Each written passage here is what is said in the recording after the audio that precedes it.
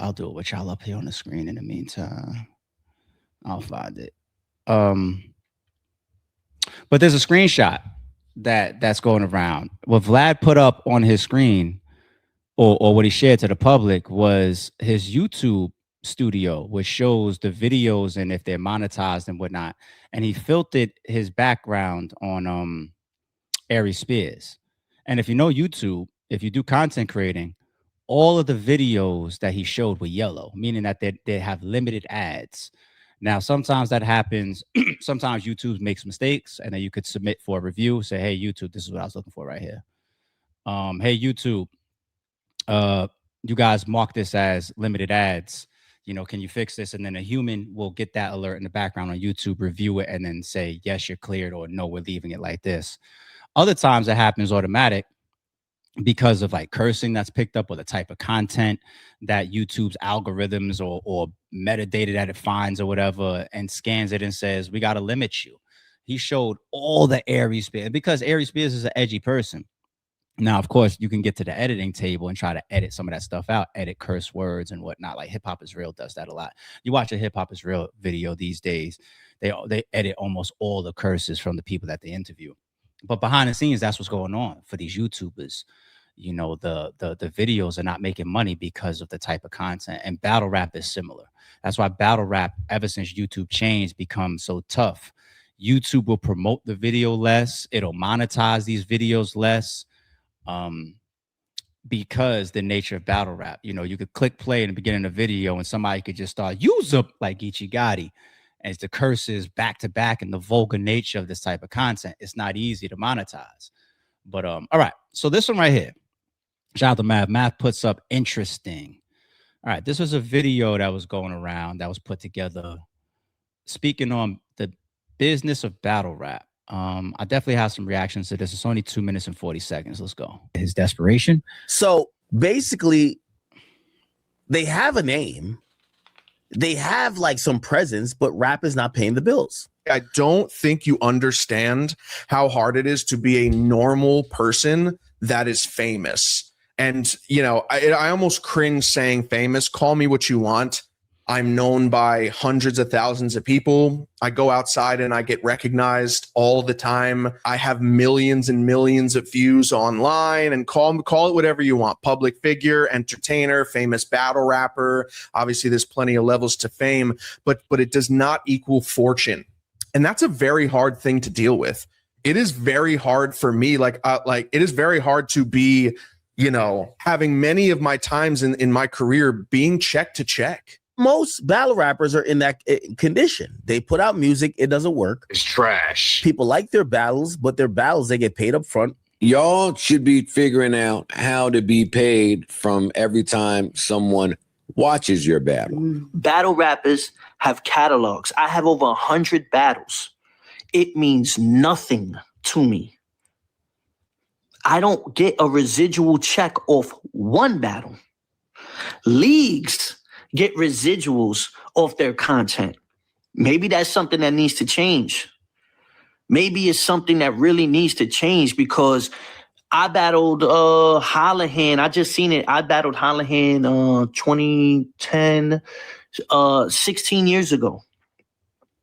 I don't see no money off that. I see the clips running up all the time. I see the Facebook clips. I see the TikToks. I see all that. That money doesn't come to Cortez. That money doesn't come to Hollahan. You know, I battled Hitman Holla in 2009. Like, those views still get run up, you know?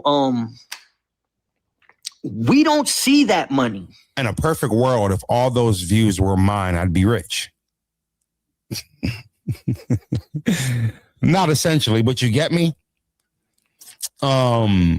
Millions and millions and millions and millions and millions and millions and millions of views. That's Rosenberg. I'm not even nearly the highest view battler. I don't know if I'm even top 50 highest viewed. And I get really good views. You know? But just imagine somebody who gets significantly more than me, but doesn't own a penny of them. These are masters. These are our records. These are our albums. These are our singles. These are our lyrics. Our lyrics. Okay. Good takes. respectable takes from everybody. Well, academics, you know, he's not in battle rap. You saw his takes. He's more so like, you know, they don't get paid. So good takes from Cortez, Rosenberg, and right before Cortez, there was what, Joe Button. Um, okay, let's remind people of some of the actual realities to this shit. Oh, I don't want to be abrasive in this, and I don't want to sound harsh, man, but this topic irks me because I feel like it's always a one-sided perspective. Okay. You know the term, let's take it down. You know the term it costs money to make money, or it takes money to make money. One difference between a big pool of the battle rappers, many of, I'm not going to say all of them, I don't know all their pockets, but many battle rappers, and like, let's say the sponsors or the league owners that have come through battle rap, especially the sponsors or the league owners that has sustainability, that have been here for multiple years. One thing that they had that the battle rappers did not have is, it's obvious, is the financing to do these things.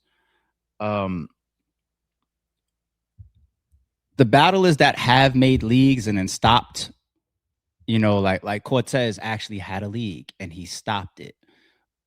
Many battlers have leagues. The ones that have came up recent have their own reasons why. We spoke about some of that, but ones from the past that are no longer going, I bet you some of those battlers are still booking. Like, let's say, for example, shout out to Big Cannon, the homie Big Cannon. Guerrilla Warfare doesn't operate anymore, but Big Cannon is still booking.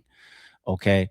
John is still bookable for rap battles, but he's not currently doing bullpen. You know, point, and I can give more examples. The point that I'm saying is the financing is always the core that separated, you know, what made a league owner and a battle rap and those decisions and those paths that they were on. Now, I'm gonna, this might fuck up some of y'all. This might piss some of y'all off. Well, I swear to God, it's true. Battle rap is the perfect place to be if you are looking to take advantage of high-level talent at easy rates. And we're not the only industry like that. ARP, wait, hold on. You go a little bit too. No, I'm not. There are league owners that do their best to conduct fair business across the board. There's many league owners. You know what I'm saying?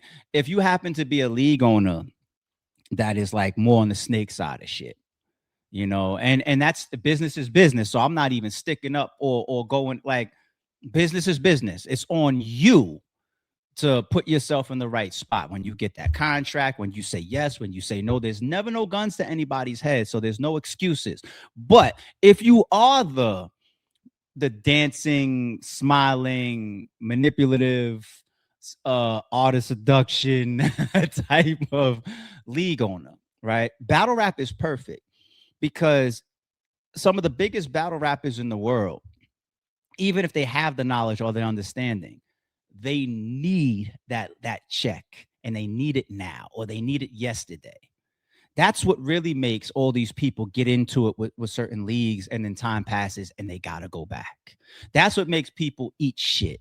That's what makes people take less than what they really want to take. That's what makes people sometimes even show up with poor performances because they're just like, and then we'll hear battlers that'll say, I only got paid this, or I only got this, but you agreed to it. You never liked the amount, but you needed it. You had to take that check.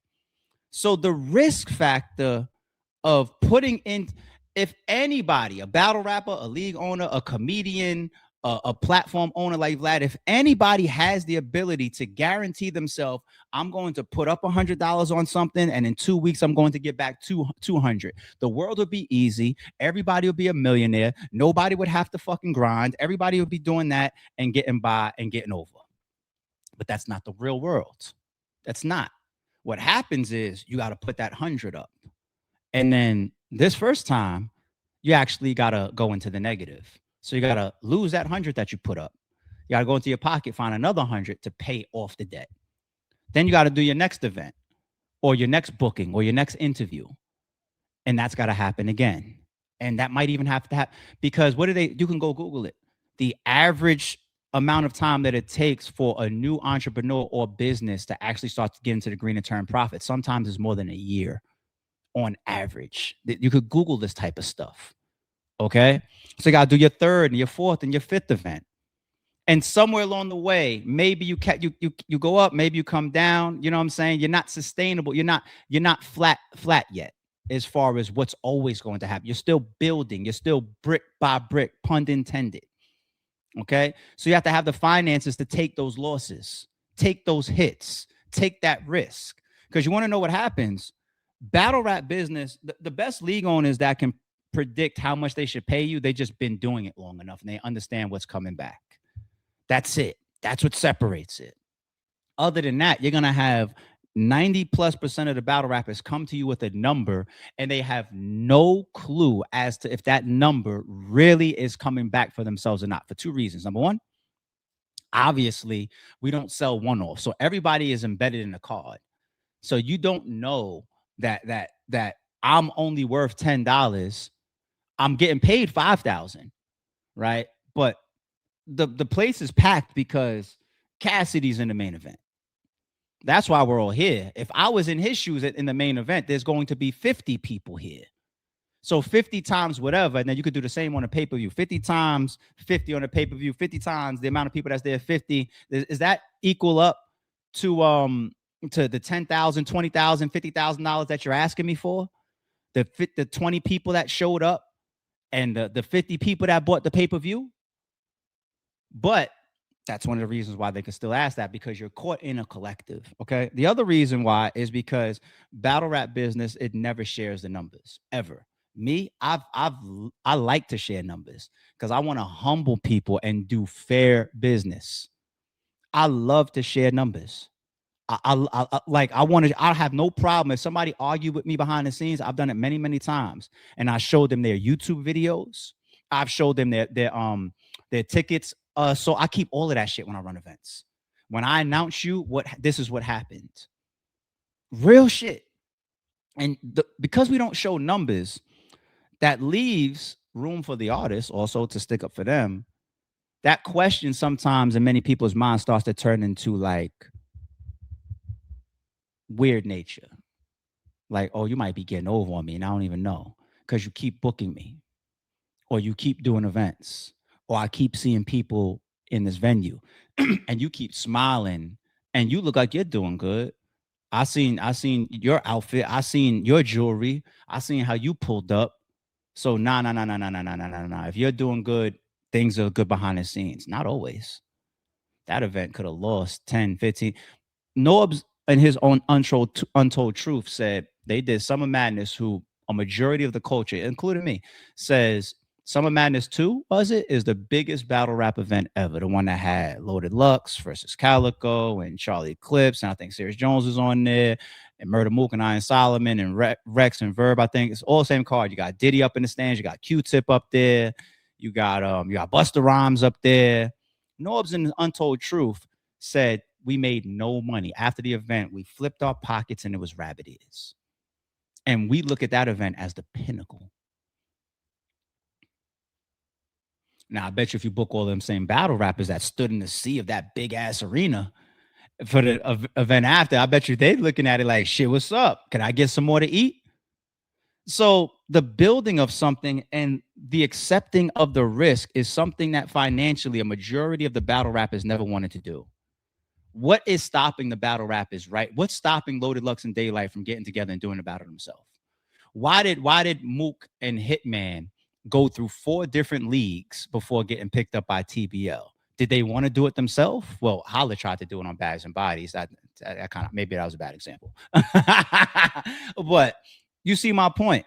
All these battles, like what's stopping the battle rappers from grabbing their opponent, getting together with a camera crew, putting it together and finding a way to monetize it? The game is already taught out there as far as pay-per-views and selling. And y'all understand the game already, right? What's stopping them? The risk factor, the upfront money factor. That's what's stopping them. This is why when I have all these conversations behind the scenes and I say, let's do a pay-per-view deal. Nope. They don't want to bet on themselves. They just want to negotiate a set price. But what happens is somebody like me that builds now. I took all these losses along the way. I've lost all of this money along the way. And I've had my times where I made money too. both sides of the court I've been on. I go 10 plus years now. And now I got this library of content. 50% of the content didn't make me. I lost when it happened. I still own the masters though. So now as time passes, like if you announce Murder Mook for a battle right now, all my Murder Mook battles would get even more traction and make me more money for that month. You book Cassidy versus Easy to Block Captain, my Cassidy battle starts making an extra $1,000 that month or whatever, right? But I invested in that. That's the investment. That's the investment in me having my first 10 cards of Big Cannon versus Mr. Mills when I'm losing money, but putting a classic battle in front of y'all. And then 10, 15 years later, let's say Big Cannon signs this big record deal, or people are still looking at Big Cannon like he's a top tier and they're still clicking his battles. Yes, I get to benefit off of that, but I had the investment approach. Everybody wants it yesterday, so everybody's signing for the check right now. And that is what Vlad is trying to teach the Boosie. That's what, I don't care how much Vlad says Boosie's still my homie, we still friends. I believe him. I think he would still like to have Boosie back on his platform. I think he still has love for Boosie, but you could see in the things he's putting out and the things that he's saying and the way that he's moving, he wants Boosie to go through what he had to build. He's like, I want him to see the numbers.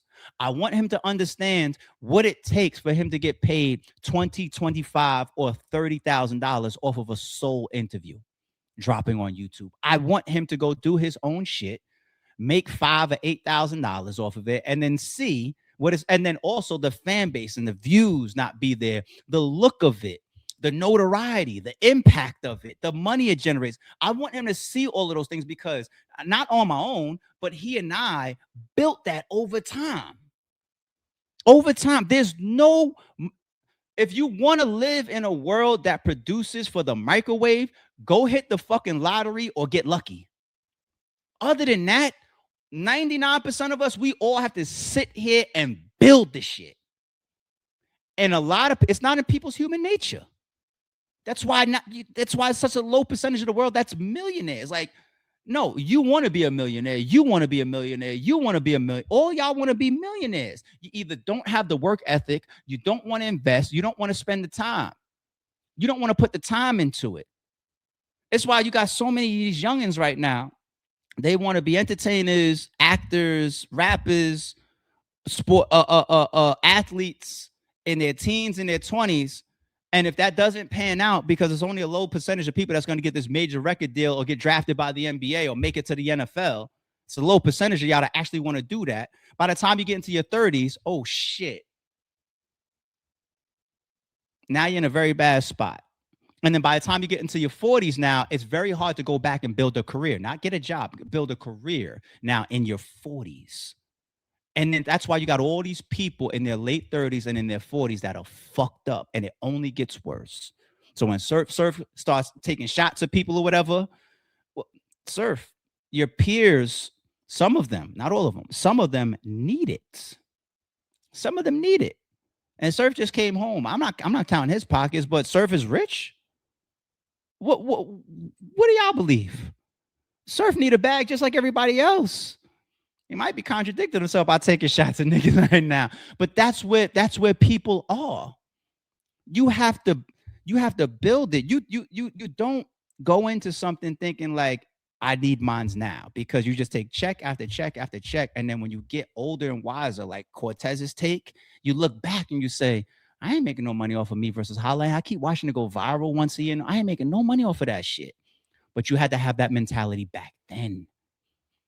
These league owners, these platform owners, these music studio builders, producers, the people that want their masters. You have to have that mentality back then. Jay-Z went to hell and back to clean that up and go get masters. You have to have that mentality back then. And it's in front of all of us. Whether it's from learning from people that have had we've all watched the Locks go through their situation. It was all just fun. Nobody learned nothing. ownership as well as longevity and building shit over time. Then you get into your 30s and your 40s and you're sitting back and you wonder why. Meanwhile, everybody else is starting to put they're growing the grades in their beard and they're going check to check. Builders versus, hey, you building this? I'm gonna come in there, I'm gonna grab mine, I'm gonna get the fuck on. Hopefully I'll be back. Hopefully the platform is still here while you still building. I'll come take some more from you. It's a different mentality, a different approach, and people will continue to complain about it, but they don't want the risk and they don't want the losses along the way. Big difference. Don't confuse silence with work ethic.